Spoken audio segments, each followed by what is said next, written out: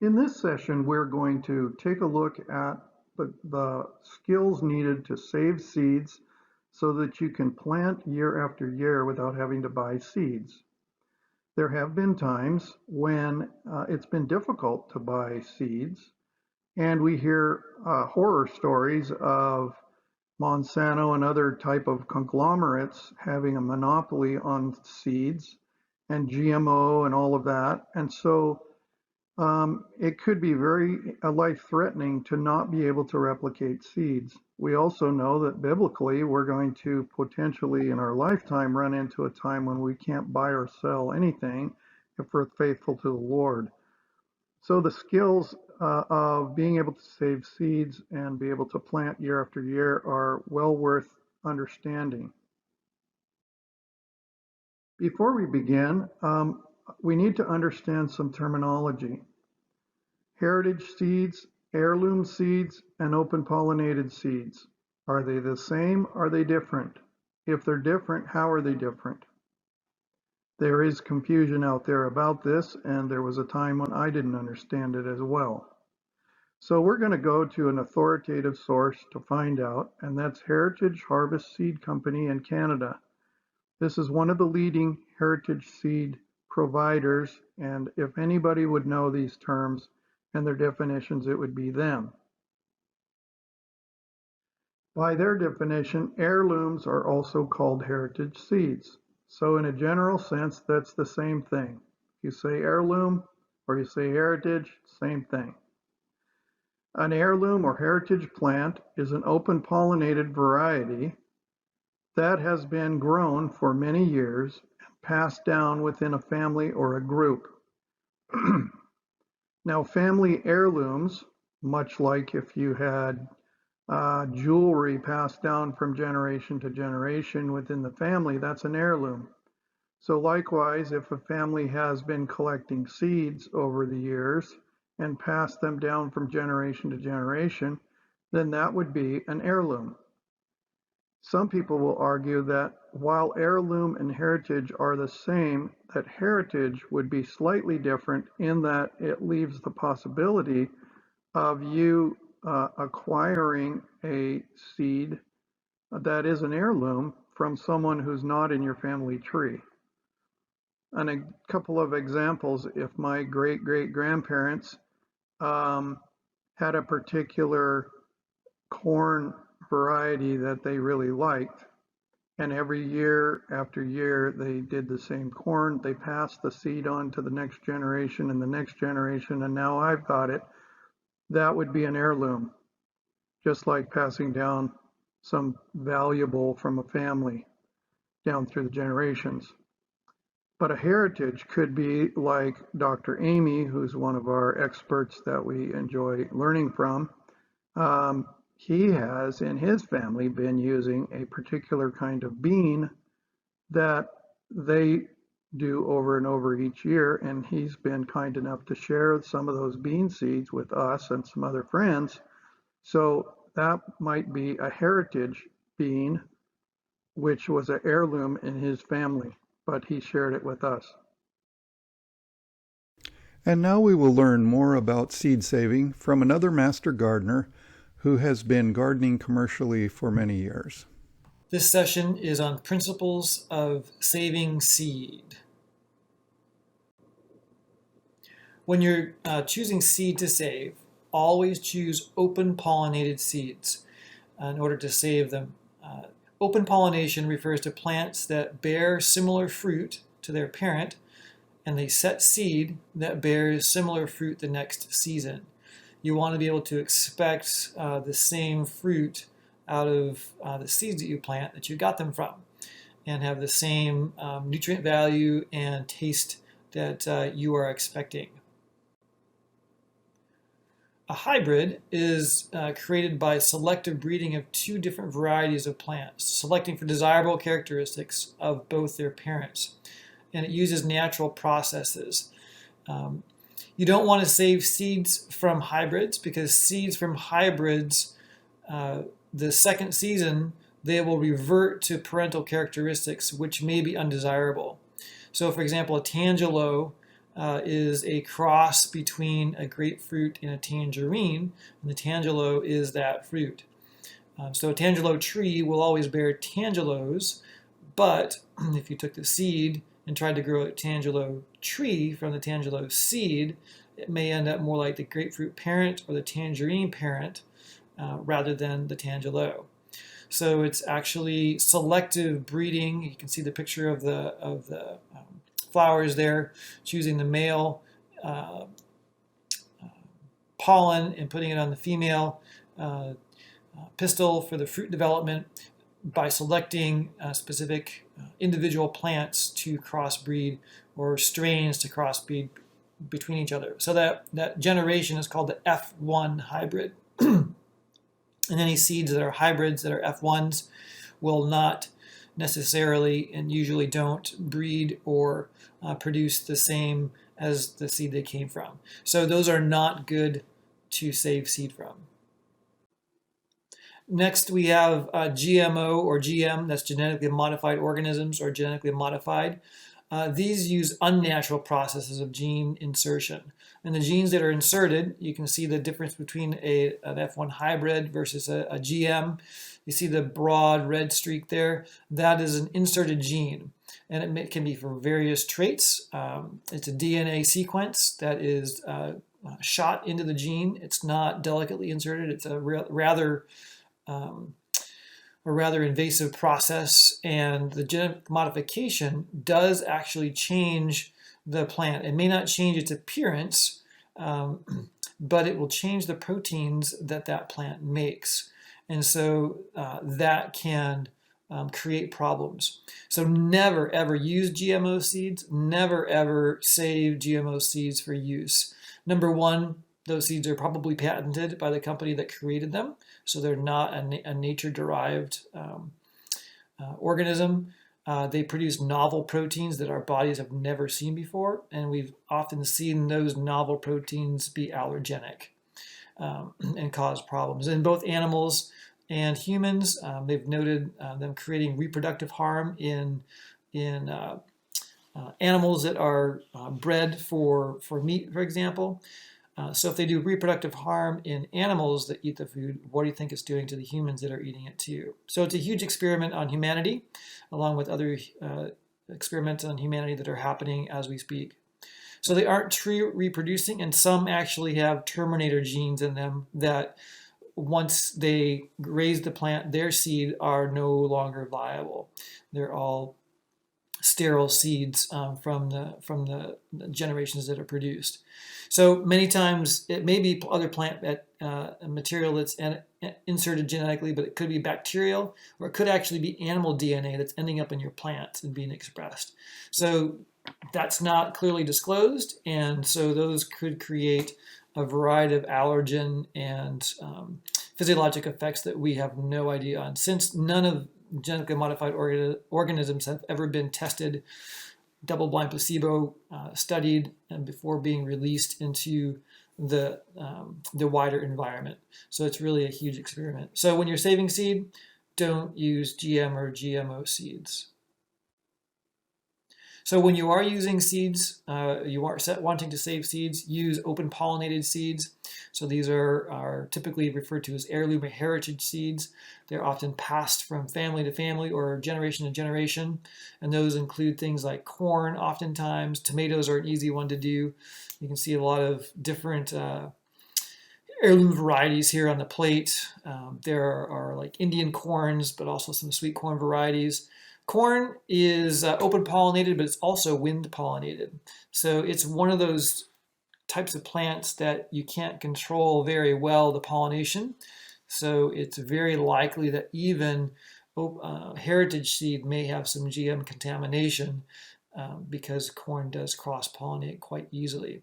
So that's one of those kind of iffy seeds, but they are easy to save. And again, stick with open pollinated heirloom versus F1 generation or hybrids. So some easy seeds to save. You always want to look at those that have self-pollinating flowers. They have both the male and female parts a part of them. You don't need separate plants or any special treatment. They'll just produce the fruit on their own. So tomatoes are easy to do. Peppers, beans, peas, those are all easy savers. Tomatoes are a little slimy, but they are still quite easy to do, and their seeds are quite robust. They'll actually go through the digestive tract of a human, of an animal, and they can still maintain their viability. So peppers are kind of fun because heritage breeds can be very unique, like these long red peppers and various colors. And you'll see that with a lot of different heritage seeds. Their fruit are just not your traditional store varieties, but colorful varieties. And the colored pigments are actually what give us a lot of our nutrition. So saving seeds from crops that take 2 years to seed is also an important thing to consider, but you do need to plan for that. So carrots are one that goes to seed in the second season, so you can harvest them and eat them in the first season, but if you want to have them to create seed, you have to wait for them to stay in the ground and produce seed the second year. Onions are the same way, kale, beets, cabbage, chard. So those are all plants that bear their edible fruit in the first season. They take up space in your garden as they wait to produce seed in the next season, but it can be well worth the wait. Just need to plan ahead for that.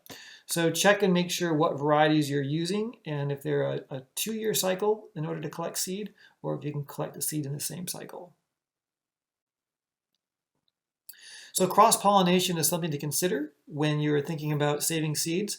This occurs when plants have a male and a female flower on the same plant.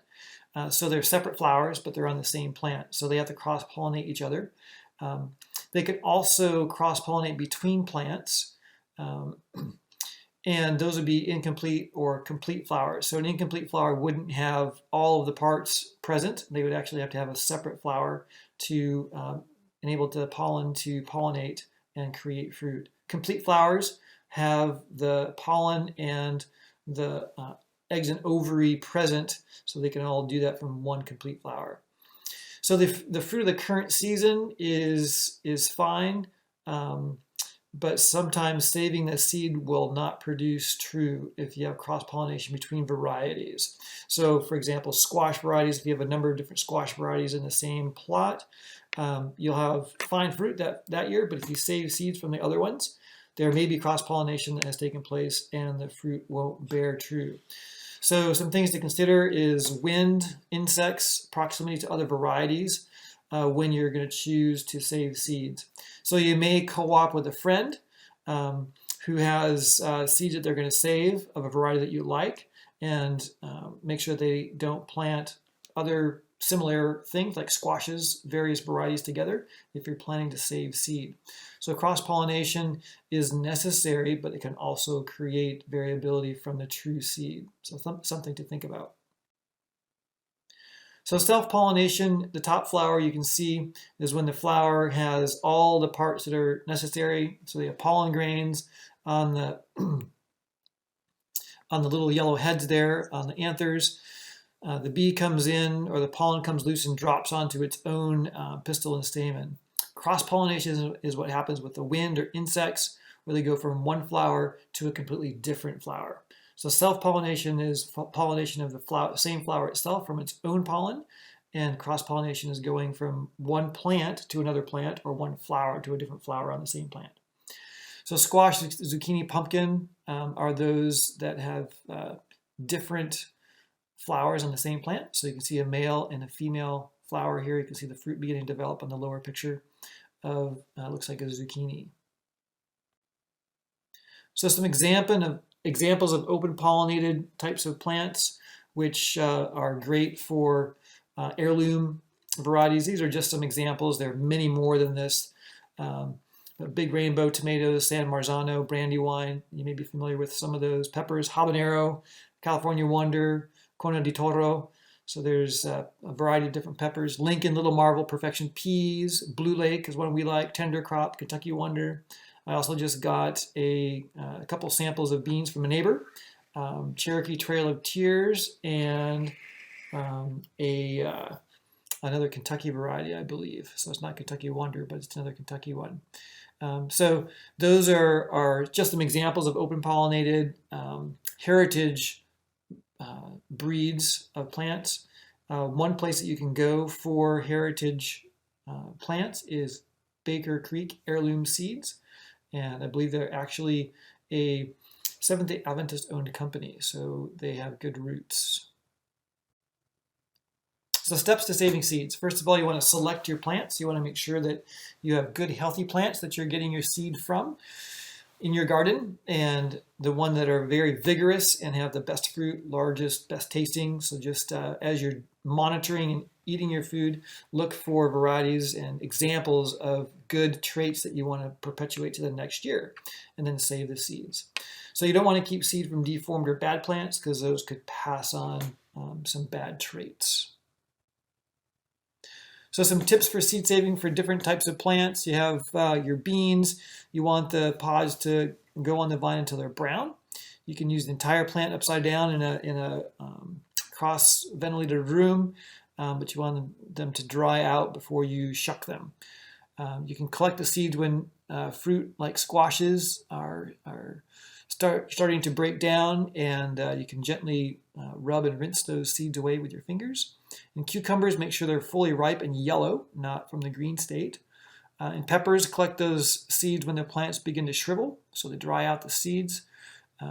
Peppers from the same species could cross, so you may want to isolate a plant.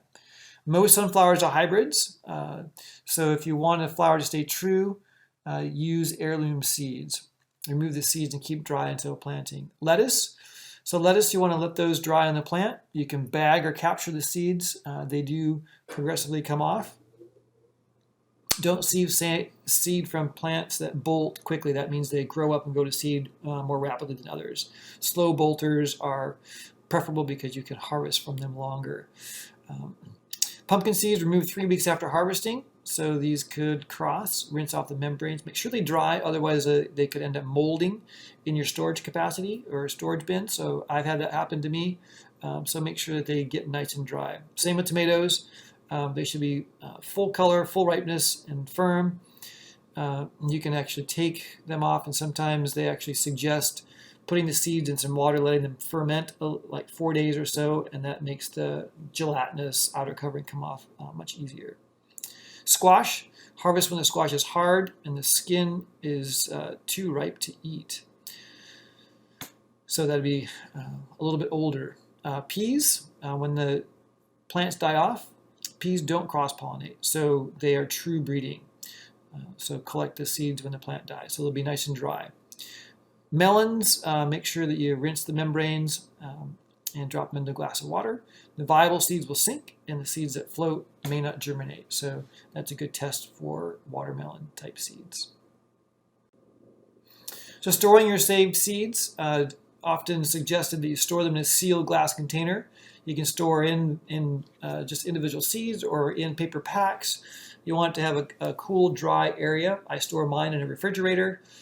That's a good place to put them, 32 to 42 degrees. Your seed vaults are all right around freezing, so keep them cold. That maintains their viability for a longer period of time. You may throw some gel packs in there, some silica gel to help absorb any moisture that might get in there. Make sure you label the packets and the storage well for the variety date, etc., so you know how old your seed is. You want to use soon. Some of the seeds have a shorter viability than others, so the fresher the seed is, the better, but some do have good shelf lives as well. So there's a great video on seed saving by Charles Dowding. He was one of the authors of one of the books, a couple of the books I shared a couple of weeks ago. And there's a link to the YouTube video down at the bottom of the screen here. So he actually has quite a variety of great gardening videos on how to compost and do various gardening activities, starting a garden with a no-dig garden. So some excellent resources there. So here's a seed viability chart that will be helpful to you with some different seed viability test sites. So there's Vermont Extension, Iowa State Extension, Johnny's Seeds is a great seed company, and I'm not sure what the Fedco is necessarily, but you can see there's a variety of shelf lives. So melons like muskmelon up to 10 years, and melon, watermelon. Most are down in the 2 to 3 year range of viability. but there are some that are as short as a year, like onions. Onions have a very short shelf life with them. So another table with the shelf life. So lettuce looks like on this shelf life is quite long. Lettuce, 4 years is a pretty good, has a lot of different ones that fall into that category. 3 years, there's a number 2. So pay attention to your viability charts to see how long, and that's why it's important to keep your dates posted on your seeds. Also thinking about soil temp when you do go to plant your seeds. So there's some soil temperature ranges here that are important for different plants.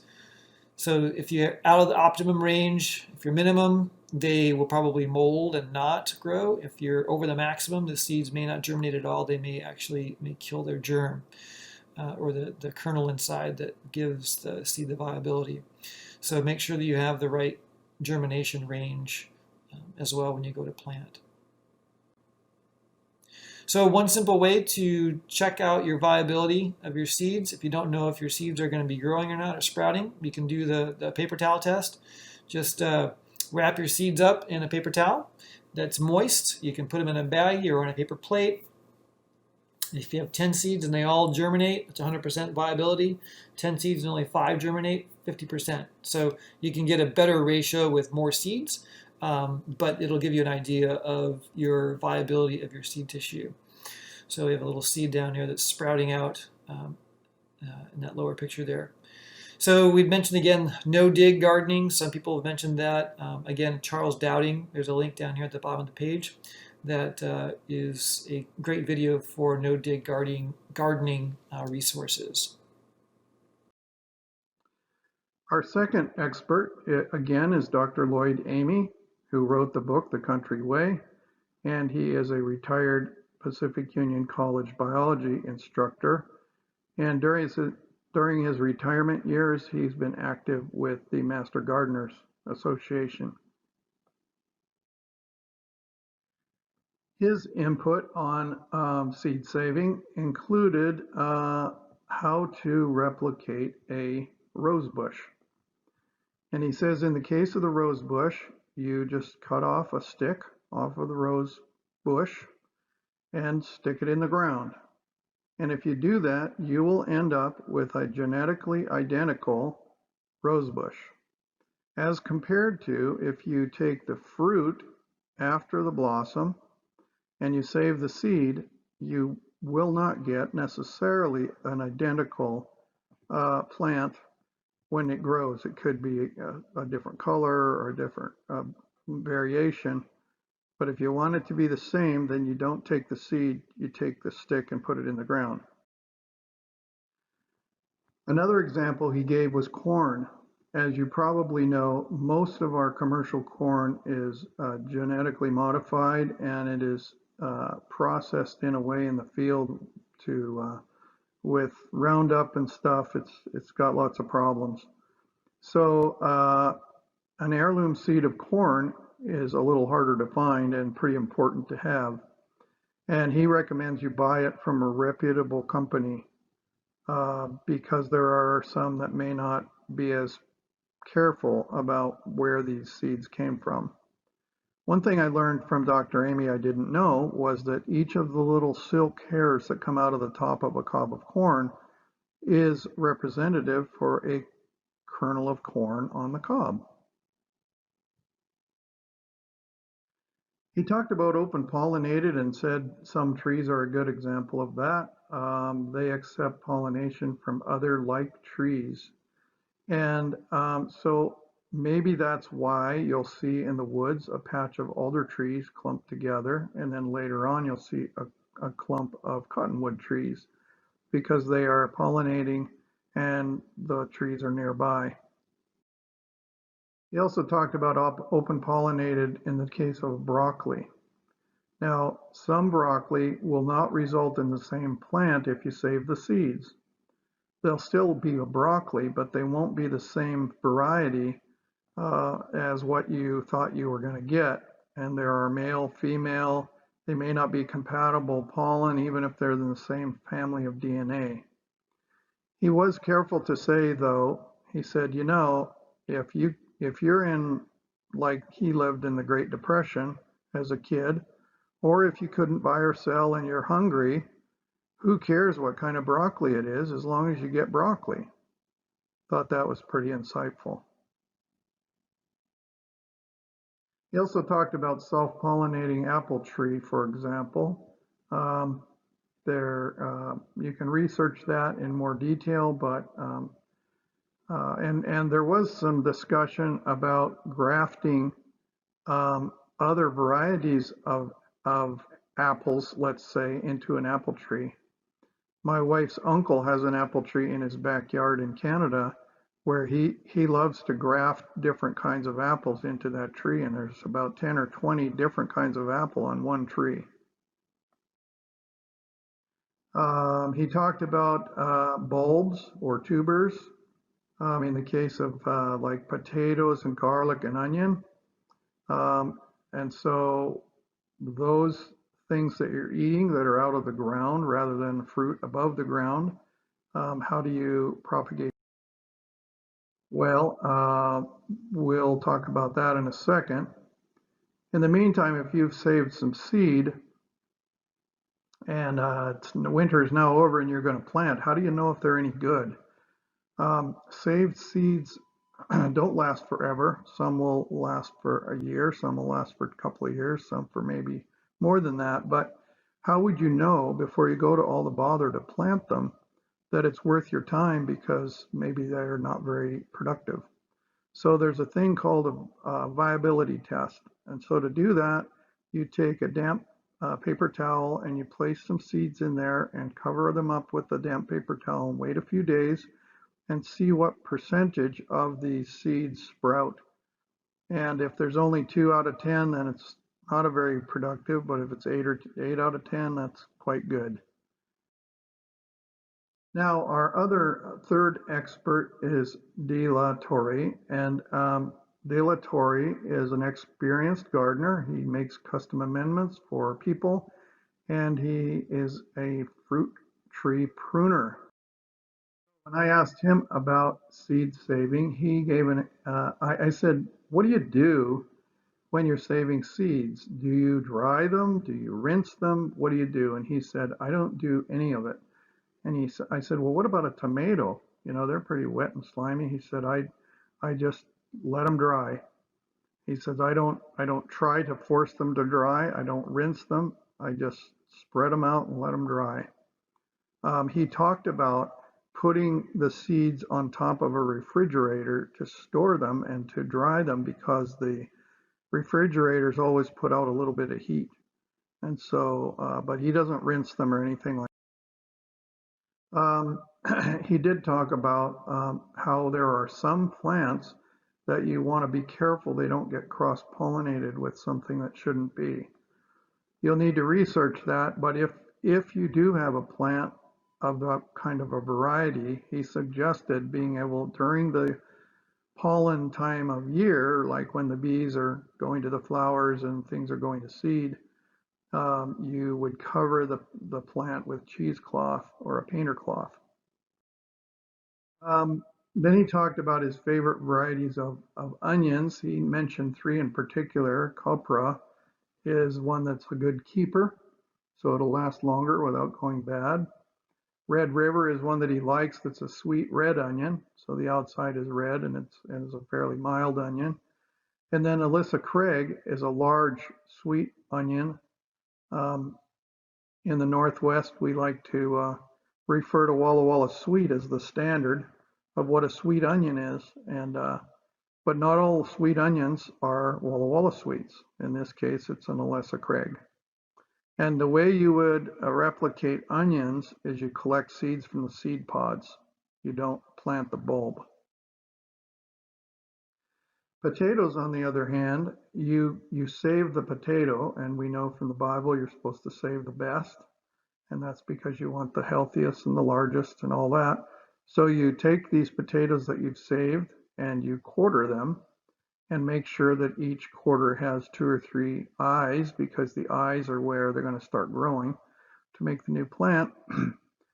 And he said you can plant in the spring or the fall. Normally people plant in the spring, but he says you can plant potatoes in the fall and they will, either way, they will come up as plants in the spring.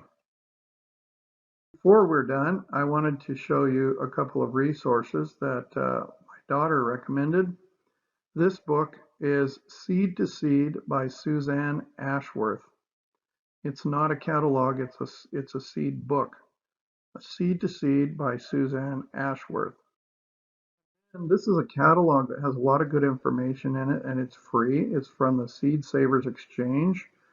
And if you go to seedsavers.org/catalog, you can request a catalog, or you can, I believe, download the PDF of the catalog.